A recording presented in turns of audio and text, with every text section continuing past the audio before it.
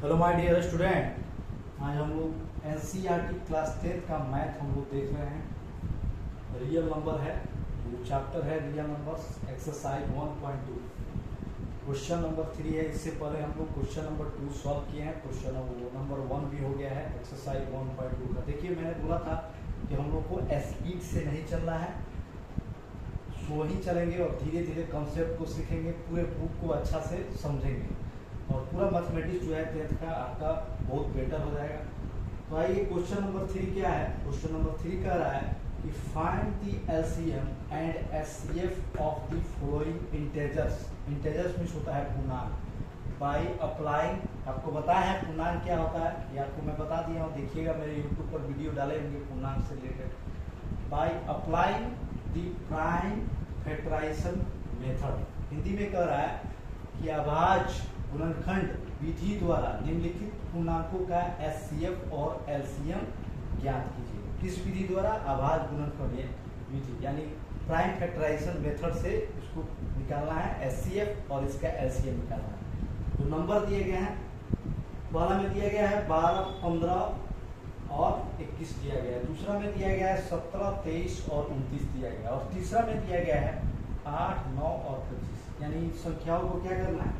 HCF निकालना है prime factorisation method द्वारा, अभाज्य गुणनखंड विधि द्वारा, और एलसीएम निकालना है। तो आइए हम इसको सॉल्व करते हैं।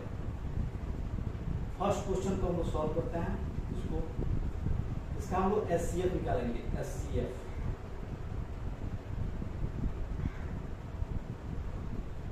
बाय यूजिंग प्राइम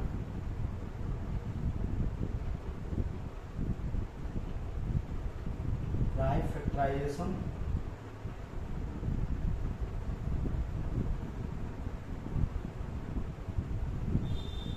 अब ध्यान दीजिए, यहाँ पे एचसीएफ आपको मालूम हो गया होगा कि 12, 15 और 21, यहाँ इसका एचसीएफ डायरेक्ट निकल जा रहा है। एचसीएफ 3 निकलेगा, 3 आपको डायरेक्ट मालूम चल रहा है कि 3 से क्या हो जाएगा, इसका फैक्टर 3 ही आएगा। क्या होगा?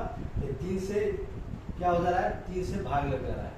तो आइए इसको हम लोग बना के देखते हैं कि वाकई में 3 हो। इसको आप देखिए कि कैसे वाकई में इसको बनाते हैं। प्राइम फैक्टराइजेशन डिवीजन मेथड बता दिए हैं भाग विधि द्वारा। अब यहाँ लिख देंगे, हिंदी मीडियम वाले भी इसको समझेंगे कैसे। तो एचसीएफ अभाज्य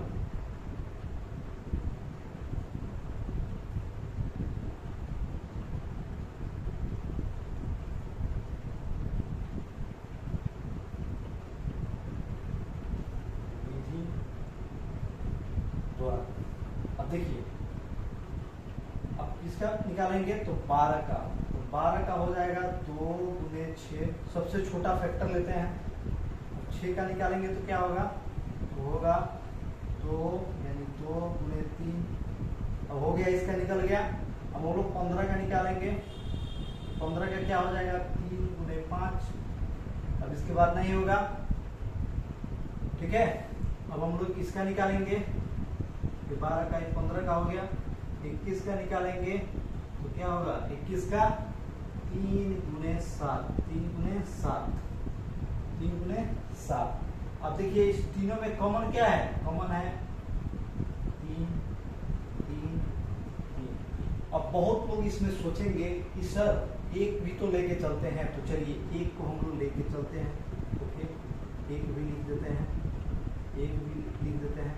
अब तीनों में आप देखिएगा तो एक भी कॉमन हो जाएगा, एक भी कॉमन हो जाएगा, एक भी। लेकिन आप देखिएगा तो एचसीएफ लिखते हैं, तो इसका एचसीएफ निकालते हैं तो एचसीएफ निकलेंगे, यानी कॉमन निकल गया क्या, 3 गुने 1, 3 गुने 1 कॉमन निकला सब में।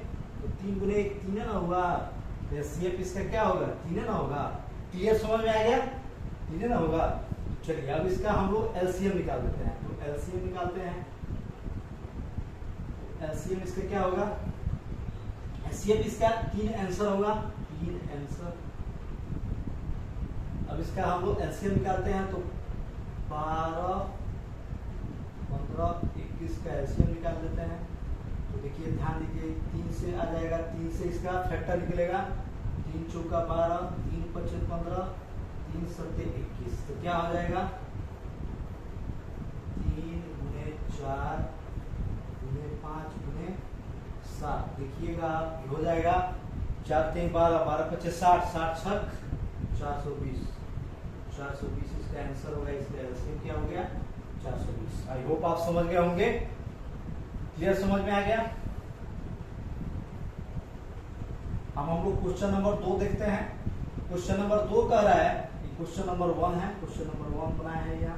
क्वेश्चन नंबर 2 देखिए, क्वेश्चन नंबर 2 कह रहा है 17 23 और 29 का एचसीएफ निकालना है। अब देखिए ये क्या है 17 23 29, इसमें कोई कॉमन फैक्टर नहीं आ रहा है। कोई कॉमन फैक्टर निकलेगा, क्या निकलेगा तो 17 गुने 1 1 आ रहा है, 23 गुने 1 1 आ रहा है, 29 गुने 1 1 आ रहा है। सब में कॉमन फैक्टर 1 होगा, यानी इसका एचसीएफ हम लोग लिख देंगे एचसीएफ, यानी 2 का एचसीएफ हम लोग लिख देंगे एचसीएफ 1। और इसका एलसीएम क्या लिखेंगे तो एलसीएम में भी कॉमन फैक्टर कुछ नहीं निकल रहा है, इसका फैक्टर कुछ निकल रहा है 17 का फैक्टर निकलेगा, क्योंकि ये प्राइम नंबर है, अभाज्य संख्या है।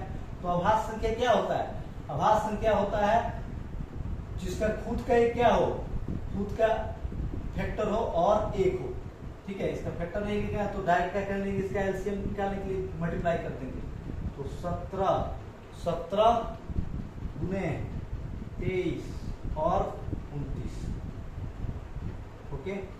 इसका एचसीएफ 1 आंसर 1 आएगा। आई होप आप समझ गए होंगे। अब इसका एलसीएम क्या होगा तो एलसीएम देखिए 17 गुने 23 गुने 29, क्योंकि इसका कोई फैक्टर नहीं निकल रहा है, कोई गुणनखंड निकलेगा नहीं निकलेगा।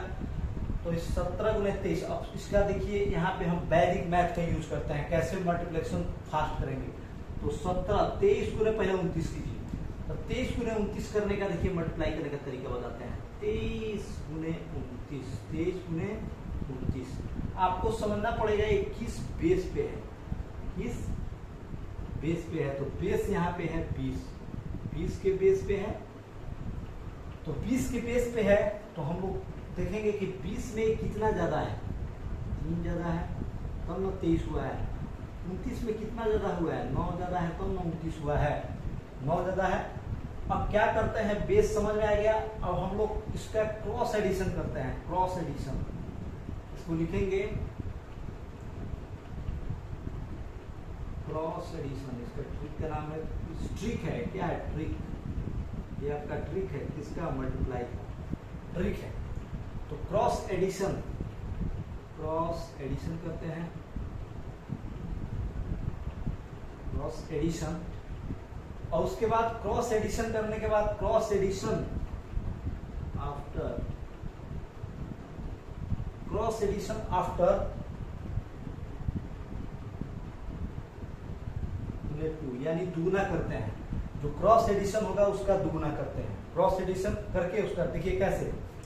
तो अब क्या करते हैं, कितना ज्यादा है, 3 ज्यादा है 23 में, 29 में 9 ज्यादा हुआ है तब ना 29 बना है, यानी 20 में 3 ज्यादा हुआ है तब ना 23 हुआ है, यानी 20 में 9 ज्यादा है तब ना 29 हुआ है। अब क्या करेंगे, 9 त्रिका 27, अब यहाँ पे 27 लिख देंगे, तो कैरी आपका 2 है।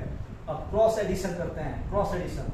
तो देखिए 9 23 और 9, 23 और 9 कितना होता है, 23 और 9 32। इधर से क्रॉस एडिशन कीजिएगा तो इधर से करें तो 23 और 9 32, फिर इधर से 29 और 3, यानी 3 और 29, दोनों तरफ से क्या आ रहा है, सेम आ रहा है। दोनों तरफ से क्रॉस एडिशन करेंगे तो सेम आना चाहिए, सेम नंबर, यही ट्रिक है, सेम नंबर होना चाहिए, सेम नंबर, यानी सेम नंबर आया तो कितना आया, कितना आया 32 आ रहा है।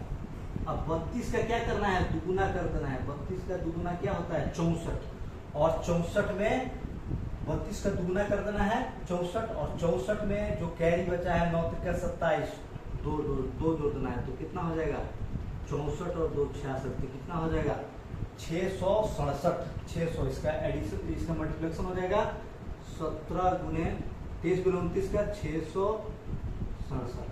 अब आपको करना है 17 से मल्टीप्लाई।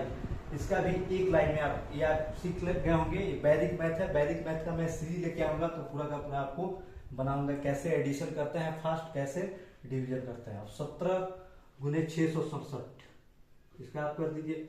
तो यहाँ देखिए 667 में यूनिट प्लेस यानी इकाई का अंक 7 है, और 17 में इधर यानी 17 में गुना करते हैं तो इसका इकाई का अंक 7 है, और 7 में 7 से गुना करते हैं तो 7 से 49 कैरी 4। अब क्या करते हैं, फिर 7 में यानी 10th प्लेस यानी 6 में मल्टीप्लाई करते हैं और इकाई के अंक को जोड़ देते हैं, यानी 667 का इकाई का अंक 7 को जोड़ देंगे, यानी 642 और 42 और 7 कितना हुआ, 42 और 7 49, 49 और 4 53 का 3 हाथ में लगा 5। फिर क्या करते हैं, इस 17 का जो इकाई का अंक 7 है, फिर 7 में 6 से करते हैं और फिर 6 को जोड़ेंगे तो 6 सौ 42, 42 और कितना हो जाएगा 6 सौ 42 और 6 48। फिर कैरी बचा है 53 का 5 तो 48 और 5 53 का 3, यानी फिर कैरी बचा 5। अब क्या करते हैं, 6 में इस 1 से 6 में 1 से मल्टीप्लाई करेंगे तो 6 1 जा 6 और 5 11, यानी क्या हो जाएगा 11,339 एलसीएम करके आएगा आंसर 11,339। 2 नंबर का क्या हो जाएगा एलसीएम 11,339। मल्टीप्लाई भी आप समझ गए होंगे, मैंने बोला था ना कि ये क्वेश्चन में पूरा का पूरा कंसेप्ट मैथमेटिक्स का होगा, बेसिक से लेकर हाई लेवल तक क्लियर हो गया। आप देखिए 3 नंबर क्वेश्चन, 3 नंबर का आप देखिए, इसका भी 8 9 क्या है 8 9 25, 8 9 25 का अगर आप एचसीएफ निकालते हैं तो इसमें भी कॉमन क्या आ रहा है 8 इंटू 1, इसका क्या आ रहा है, जैसे इसका आप एचसीएफ निकालिएगा तो इसका भी 1 आएगा। कैसे, जैसे 8 का निकालते हैं तो ऐसे लिख सकते हैं, इसका 8 का निकालिएगा 2 गुने फिर क्या लिखेगा 2, फिर क्या लिखेगा 2, क्या लिखेगा 2 दूना 4 दूना 8 ऐसे, फिर 1 लिखिएगा। फिर आप इसको कैसे लिखिएगा 3 गुने 3 गुने 1 ऐसे लिखिएगा।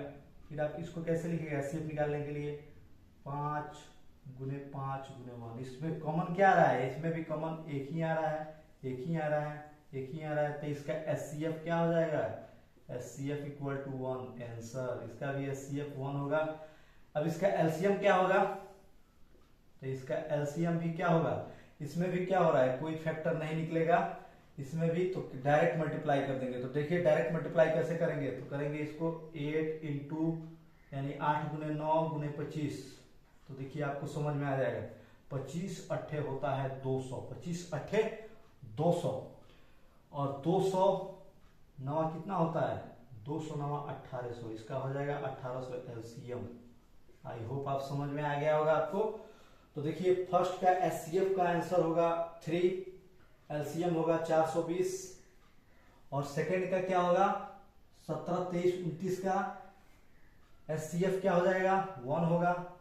इसका एलसीएम कितना होगा 11,339 और थर्ड क्वेश्चन 8 9 25 का एचसीएफ क्या होगा 1 होगा, एलसीएम क्या होगा इसका 1800 होगा। आई होप आप समझ गए होंगे। तो आप ज्यादा से ज्यादा क्या करें, मेरे पेज को लाइक करें और सब्सक्राइब करें। देख लीजिए इसको। Thank you.